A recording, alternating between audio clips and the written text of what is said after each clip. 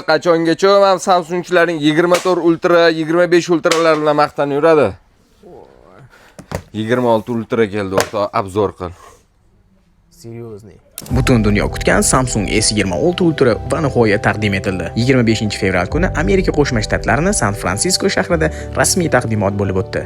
Taqdimotga ko'ra S26, S26 Plus va S26 Ultra e'lon qilindi. Samsung kompaniyasi bu model uchun dunyodagi hech qaysi smartfonda yo'q kuchli funksiyalarni e'lon qildi. Buni kuchli fishkalaridan biri bitta dona knopka orqali yon atrofdagi odamlarga umuman ko'rinmaydigan qilib qo'ysa bo'ladi. Ishonavering, bunaqa funksiya hali hech qaysi telefonda yo'q. Yana bitta kuchli funksiyasi buni sun'iy intellekt tarjimoni bor. Masalan, telefonda gaplashayotgan odamingiz dunyoni har qanaqa tilida gapirmasa, uning ovozi to'g'ridan-to'g'ri sizga xohlagan tilingizda tarjima bo'lib keladi. Tasavvur qilishingiz uchun, u ingliz tilida gapiradimi, rus tilida gapiradimi, sizga o'zbekcha bo'lib tarjima bo'ladi. Maksimalni 16 GB operativ xotira va 1 TB ichki xotiraga ega bo'ldi va dunyodagi eng kuchli protsessorlardan biri Snapdragon 8 Elite Gen 5 chiplari o'rnatildi. Smartfonning rasmiy narxlari qiziq bo'lsa, kommentariyada 26 so'zni yozib qoldiring. O'zimiz sizga jo'natib boramiz.